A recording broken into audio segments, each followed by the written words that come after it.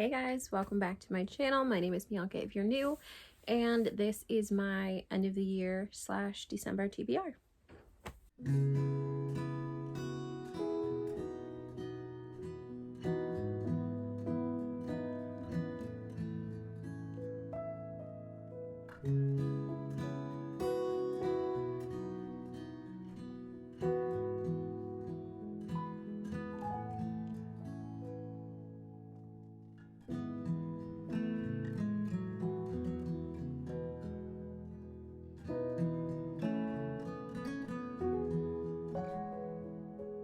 So I've had a great reading year. I think I've read more books than I have in the past like 2-3 years. So it has been great. Sorry, I'm fiddling with my hair, but I think it looks stupid. So we're gonna get into all of the books I want to read by the end of the year. I cannot believe it is already almost December, which is my birthday month, so very excited for that.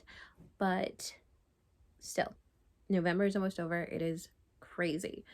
And no matter how many books I've read this year, I still have a ton of books left at the end that I want to get to before the year ends. Now, I do have books that are still on my 23 books to read in 2023, and I've decided I don't want to read them. I've tried. I've started a bunch of them, and I'm not in the mood, and I don't want to force myself because I don't want to make myself not like them. And even the books that I'm still interested in are humongous, and I don't think I'm going to get to them by the end of the year.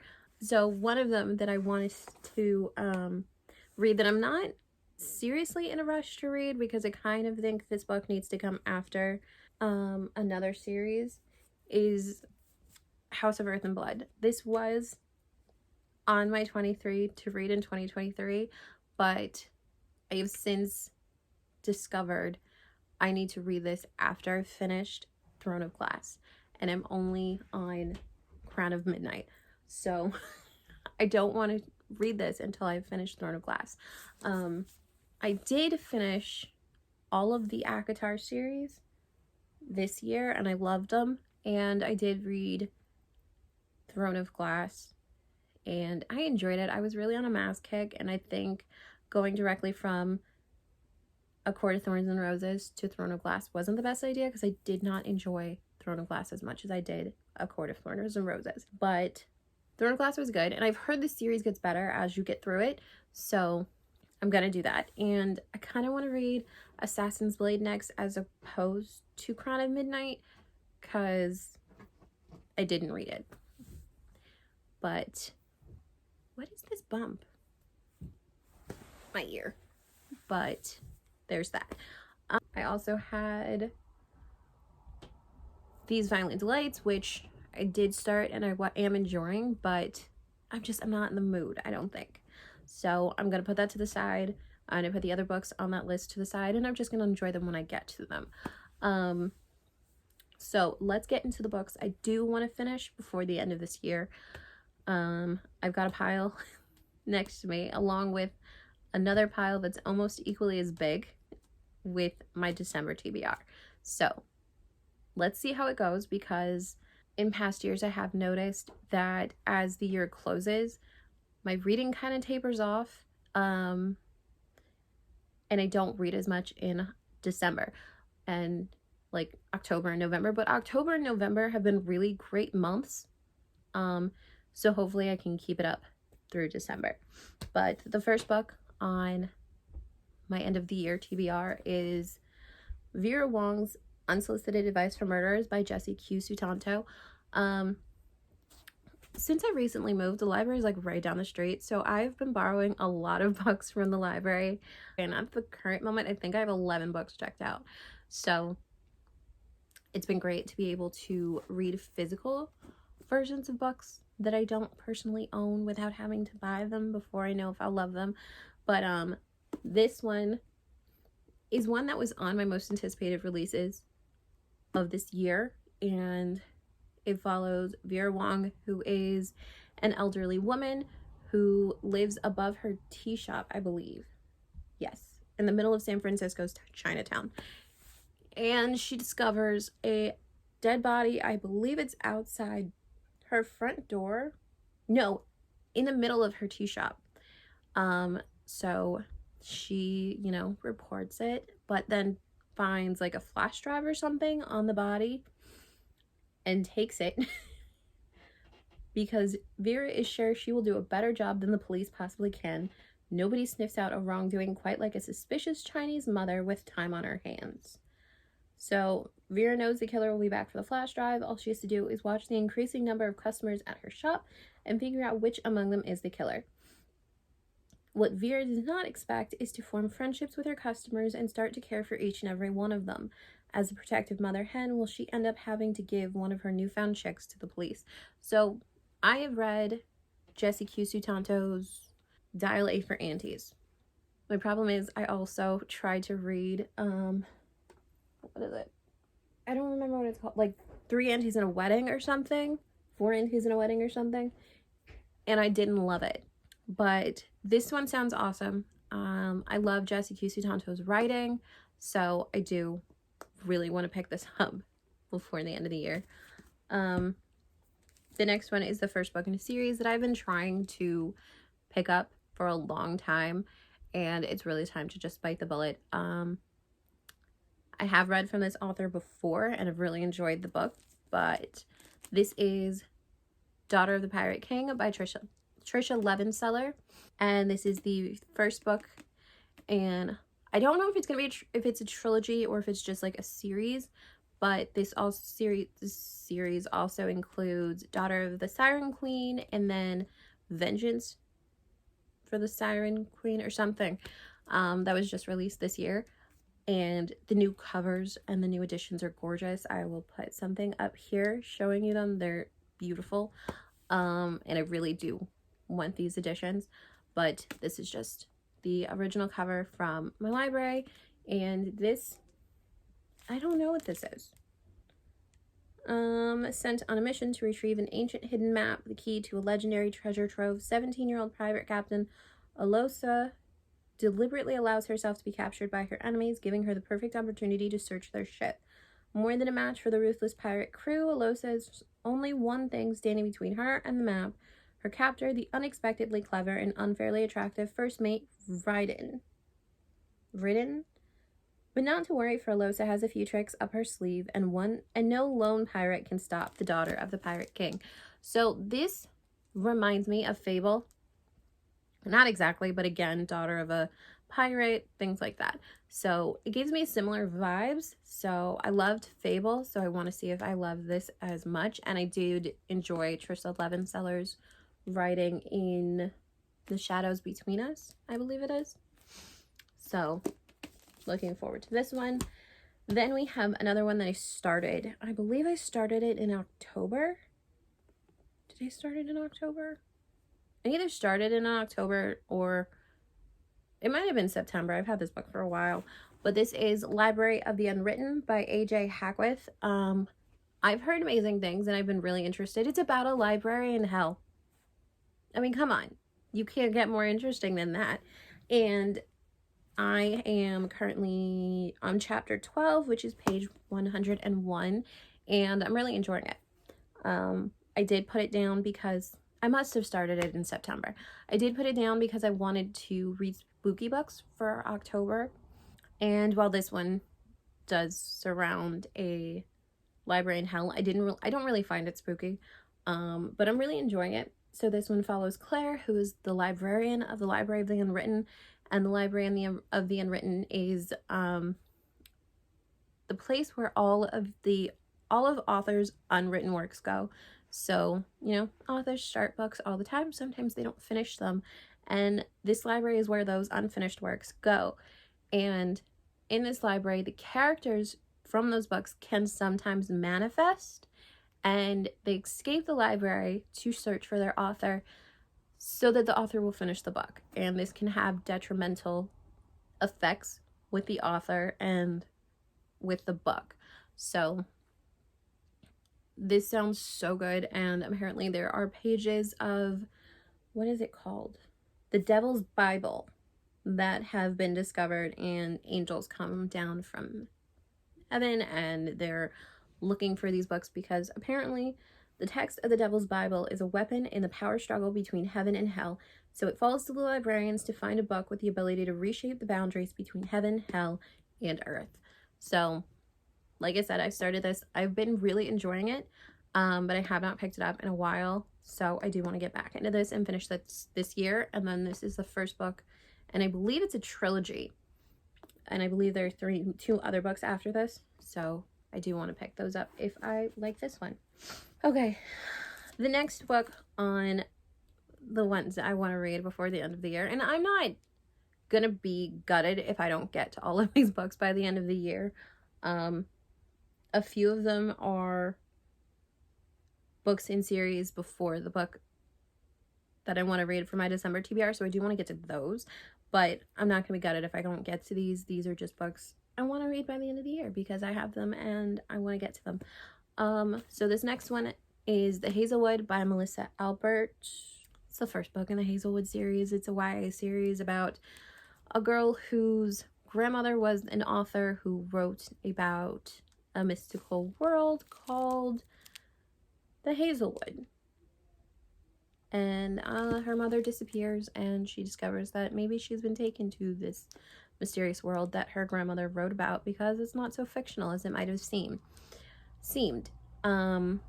So this is the first book. There's also, I believe it's The Wild Country that follows this, and then Tales from the Hinterland, which is actually, I believe, the grandmother's actual stories from this book. So I do want to read this and then continue with those, because the covers are beautiful, especially Tales into the Hinterland.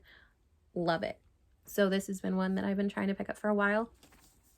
Okay, the next one on my TBR is another YA. Vera Wong and the Library of the Unwritten are adult fiction, and obviously Daughter of the Pirate King, and The Hazelwood are YA. So this is another YA. This is To Kill a Kingdom by Alexandra Christo. This is kind of like a siren fantasy romance. So it follows Prince Lyra, who is siren royalty, and you know, sirens, they kill men. And I kind of think of this as a Little Mermaid retelling because she falls in love with a guy. She doesn't want to kill him, but she has been sent to deliver his heart to the Sea Queen or remain human forever. So she's turned human. She wants to return to the ocean. So I've heard good things. So I'm curious. But again, like I said, it really seems like a Little Mermaid retelling, but she doesn't yearn to be human, I guess, is really the only difference. Then we have a series that I want to finish this year. Really the last books before I get into my December TBR. So this is the Bromance Book Club series by Lyssa K. Adams. So I read the Bromance Book Club. I've read Undercover Bromance. Those are the first two books in the series. And then we come to Crazy Stupid Bromance, which is about Alexis Carlyle and her cat cafe, Tobeans. And Alexis Carlyle is a character. My cat ruined these, and I'm so sad. Alexis Carlyle is a character from a past book who has recently grown to infamy because she came forward about a past sexual harassment scandal with a celebrity chef. She stepped forward with her experiences, and now her cat cafe has gotten really popular. And she is best friends with Noah Logan, who is the tech guy from the Bromance Book Club. So it's kind of like best friends to lovers, because something else has come out. She has a woman claiming to be her sister, so she, goes to her best friend with something to deal with. But Noah has been secretly in love with Alexis, so when she asks for his help, he wonders if the timing will ever be right to confess his crush. So the Bromance Book Club in general follows a group of men who have a romance book club where they read romance books to help with their real life issues. So, and I love this club because these guys really step up for their friends. They've got each other's backs all the time, and they're hilarious. So that's this one. This one is about my favorite character. So this one follows Vladimir, who is a Russian hockey player, and he is just like comedy gold in the first two books. And I just love him because he's just kind of like blunt and tells it how it is, but everything he says is hilarious. So I have been looking forward to picking this book up. So this one follows Vlad, who is in a like a marriage of convenience with his childhood friend Elena Konikova. She's the daughter of a Russian journalist who mysteriously disappeared, and she escaped danger the only way she knew how, by marrying her childhood friend Vlad. Now, he thought he could be content with like a marriage of convenience, but it's become too difficult to continue the one-sided relationship. He joined the Bromance Book Club to learn how to make his wife love him, but all he learned is that he deserves more. He's ready to create his own sweeping romance, both on and off the page. The bros are unwilling to let Vlad forego true love, and this time they're not operating solo. They join forces with Vlad's neighbors, a group of meddling widows who call themselves the Loners. But just when things finally look promising, Elena's past life intrudes, and their happily ever after is cast into doubt. So I think this is a 5-star. I believe all of the first two books were like 3-4-star reads anyway, but this one I think is going to be a 5-star. It's got everything I love about romance novels. First of all, I love this character, so I'm really looking forward to reading his story. He's not only reading romance books to help with his relationship, but he's also writing a romance book. And there's also going to be action and suspense because these people that were after Elena because of a Russian journalist's father have come back to get her. So what's not to love? Great. Okay. And that's the last book on my end of the year TBR, but because the next book is also part of that series, I'm just going to move right into my December TBR, which mostly consists of Christmas romances and winter books. So let's move on to those. So this is A Very Merry Bromance, and I believe this is the last book in this series. This came out last year around Christmas. So this one follows Colton Wheeler, who's a country music star. And this is kind of like a second chance romance because we've seen this character in a previous book, the love interest, whose name is Gretchen Winthrop. We've seen her in a previous book and they had a date, and I think things didn't work out. Yes, so it says, country music's golden boy, Colton Wheeler, felt the most perfect harmony when he was with Gretchen Winthrop. But for her, it was a love him and leave him situation. A year later, Colton is struggling to push his music forward in a new direction. If it wasn't about to be the most magical time of the year, and if not for the support of the Bromance Book Club, he'd be wallowing in self-pity. It's hard for immigration attorney Gretchen not to feel a little Scrooge-ish about the excess of Christmas when her clients are scrambling to afford their rent. So when her estranged, wealthy family reaches out with an offer that will allow her to better serve the community, she's unable to say no. She just needs to convince Colton to be the new face of her family's whiskey brand. No big deal. Colton agrees to consider Gretchen's offer in exchange for 3 dates before Christmas. With the help of the Bromance Book Club, Colton throws himself into the task of proving to her there's a spark between them. But Gretchen and Colton will both need to overcome the ghosts of Christmas past to build a future together. So this sounds awesome. I very much look forward to it. I did like Colton in the other books, so I am excited to see where this goes. And I love the characters in these books, so really looking forward to those. This next one I'm a little iffy about. I'm gonna try and read it, and if I don't like it, I'll just put it down. But I have heard it's really good with like the pop culture references and things like that. So this is Just Like Magic by Sarah Hogel. I saw this on, I think, Olivia from Olivia Reads a Latte read this last year, and it sounded good, so I decided to buy a copy.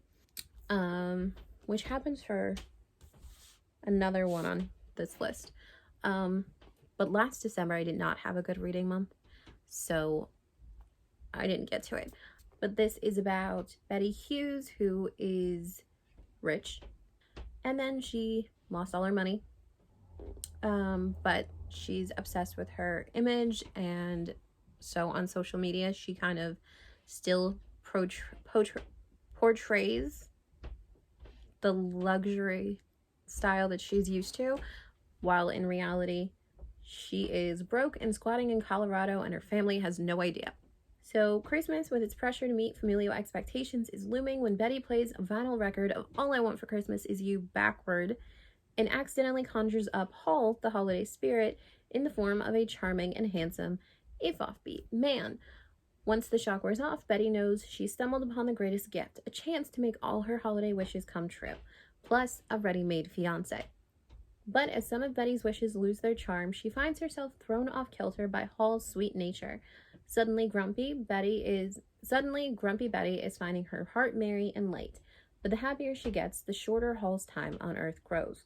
Can Betty channel the Christmas spirit and learn to live with goodwill toward all men, or will her selfish ways return as soon as the holidays are over? Is this going to be one of those romance books where they don't actually get together in the end? Because if so, I don't know if I want to read it. This next book is one that has been on my TBR for a really long time, and if I don't read it this year, I might just unhaul it. But this is Christmas by Tracy Andreen. I believe this is about a girl who goes to a boarding school or a prep school. A prep school in New England. And when she goes home for Christmas to Oklahoma, the last thing she expects is to see a classmate from that prep school. But it turns out that Finley kind of bumped up the town website to impress her snobbish classmates. So he comes to see the town that she's kind of embellished on. And now she has to produce the perfect American Christmas experience, which is going to be difficult since she's reeling from some surprising revelations about her parents, as well as about her former boyfriend and best friend. Ooh, does that mean her boyfriend and best friend, her ex-boyfriend and best friend are now dating? Drama. So, old secrets and new romances, hilarious near disasters, and a Christmas miracle or two add to the fun as Finley discovers that Arthur is, well, kind of hot. Get in the holiday spirit with Finley, Arthur, and all the folks of Christmas in a sparkling Yuletide tale. Aww. I'm going to show you where... Okay. All of the pages have little snowflakes on the bottom. It goes through the entire book. How cute is that? Okay. So, this one sounds really good. And like I said, it's been on my TBR for years, and if I don't pick it up, I'm going to have to get rid of it. But this one is also followed by another one that's kind of Valentine's Day themed. So I want to read this one so I can read that one in February. This next one, it's going to be real apparent why I picked it up when I hold it up. It's A Cat Cafe Christmas by Cody Gary. It's got cats. The heart. I don't even know what this is like. What this is about. I just wanted it because it's about a cat cafe. Supposedly, it's a laugh-out-loud, opposites-attract romance about three of the world's most beloved C's. Christmas, coffee, and cats. I love all of those C's. I love Christmas, I love coffee, and I love cats. That's enough. But we have veteran and animal lover Cara. This is giving me Supergirl vibes and Little House on the Prairie. Veterinarian and animal lover Cara Ingalls needs a Christmas miracle. Opening the Meow and Forever Cat Cafe to find loving homes for adorable, adoptable cats was a dream come true. But with more cats than customers, it's quickly turning into a nightmare. If Cara can't figure out some way to get the cafe out of the red, it won't last past the holidays. Marketing guru Ben Reese may be annoyingly smart and frustratingly bossy, but when he hatches a plan to put the cafe in the green by Christmas, Cara realizes that she'd be a fool to turn down his help. And so what if he turns out to be an excellent problem solver and nerdy hot? He can't even handle fostering one little kitten. She needs to keep their relationship professional and focus on saving the cafe. But if Ben and Kara can set aside their differences and find homes for all of the cats by Christmas, they might discover that by risking their hearts, they'll have their own perfect holiday together. Oh, I love that. That sounds so cute. So it's kind of like opposites attract and friends, co-workers to friends to lovers. Let's stick to romance for a minute. Yeah, and then we'll go to other genres. But any book I read is probably going to have some form of romance in it. But, you know, these are overtly romance, and then we'll move on to something else. So this next one is another one I've had for a minute. I went through a phase where I bought like a lot of Christmas romance novels, and then I didn't read any of them. So this one is Sleigh Bells Ring by Rayanne Thane. I think this is about a Christmas tree farm. So it says, Angel's View Ranch has always been special to Annalise McCade. Once upon a time, it was her family's land until her grandfather sold it to billionaire Wallace Sheridan. Now employed as the living caretaker, Annie is just trying to make it through the holidays with both her sanity and her nieces and nephews' faith in the magic of Christmas intact. The 6-year-old twins recently lost their mother, so Annie tells herself it wouldn't be a problem to bring them to Angel's View. Why should it be? The Sheridans haven't visited in years, not since Wallace died. They would never know the twins were there, until Tate Sheridan shows up out of the blue 2 weeks before Christmas. Crushed to learn that Tate is there to sell his grandfather's property and mortified that her secret guests have been discovered, Annie offers her resignation. But Tate asks them to stay and help him get the house ready for one last family Christmas before it's put on the market. Annie and Tate have 3 days to work their magic before the Sheridan clan arrive and to work through the growing attraction between them.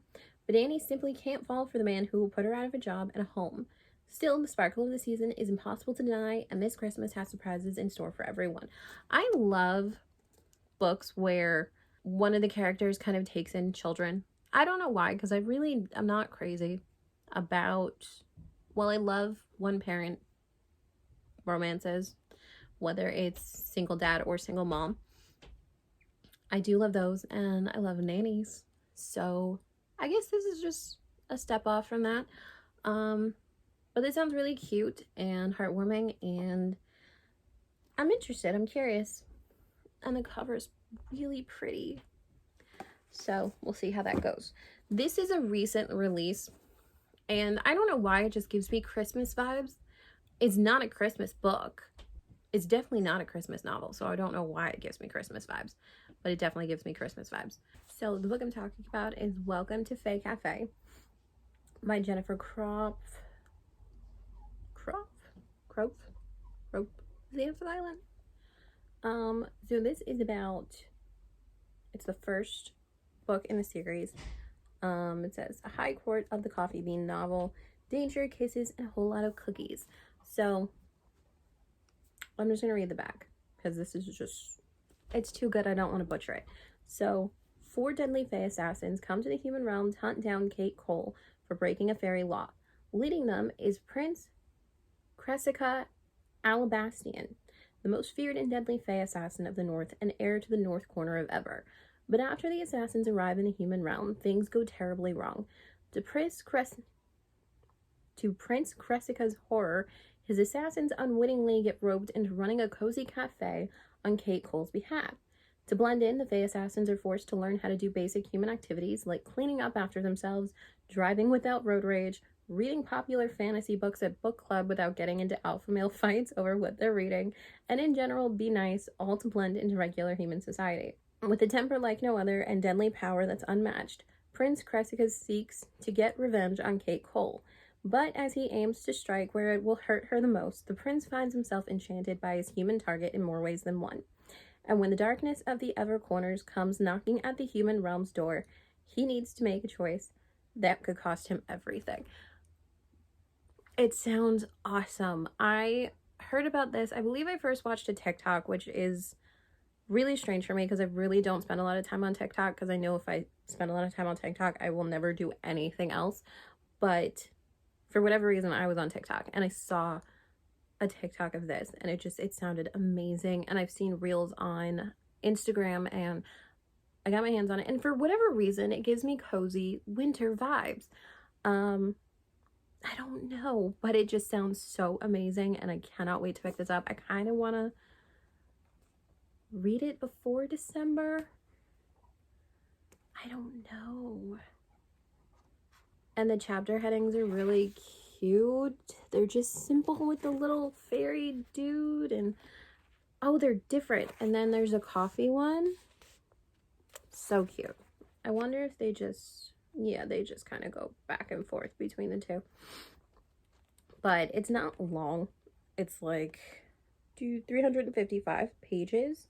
And it says, okay, so the next book is called Sincerely, Secretary of Doom, and follows what happens when one of the character's old foes finds him in the human realm.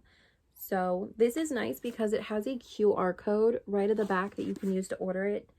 And you can also scan the QR code to join the author's newsletter to get a special chapter / short story titled Cookery with a Fey Prince that starts with Crest filming his own baking show and being alerted to all new book releases.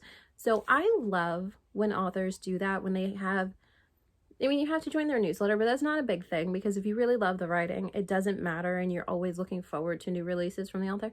But I love when they have little shorts or new extra chapters to the books in their newsletters and you can get them. I love that. And an author that is good for that is Lucy Score and Elsie Silver for the Knockabout and Chestnut Springs series respectively. I love those. So this is nice that they have that. And the author also has additional Christmas fantasy books. So I'm going to check those out. So I like this.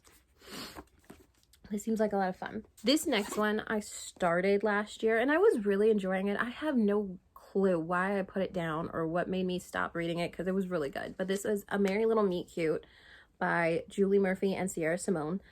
And I want to finish this. I got up to page 192. So I was almost like halfway through this book. I don't know if you can see my bookmark, but I only have this much left. So this follows a woman who has a OnlyFans page, but is it an only? Well, no, she's an adult film star. And this threw me off, but her name is Bea Hobbs, and her film name is Bianca Von Honey, which funny.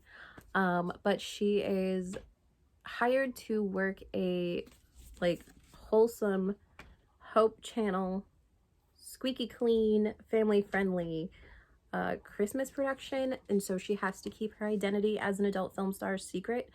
But she runs into like a childhood crush who was an ex-boy band member named Nolan Shaw, who is her opposite. And you know, there's instant attraction for both of them, and it's about an adult film star, so obviously this is spicy. There's spicy scenes, spicy mentions of adult products and things like that. So it was so much fun. It was funny. I really don't know why I put it down, and I really look forward to picking it back up.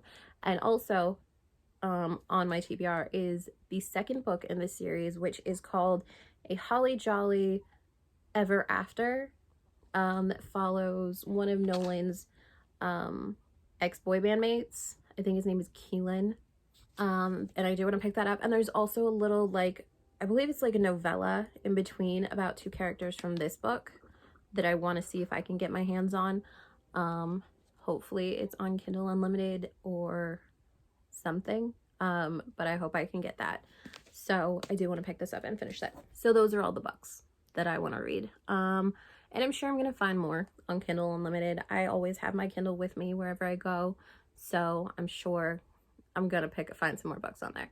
And I do want to read more of the Christmas fantasy books by that author of Welcome to Fae Cafe. And I have a couple Nutcracker retellings on my Kindle already that I want to pick up. So lots of books, so little time. Just so little time. I don't know. Let me know what you guys are wanting to finish before the end of the year. What is your main focus? Is it finishing a certain book series, or just wanting to pick up a certain book? let me know in the comments down below. Don't forget to like and subscribe, and have a great day or night wherever you are, and don't forget to pick up a good book. Bye!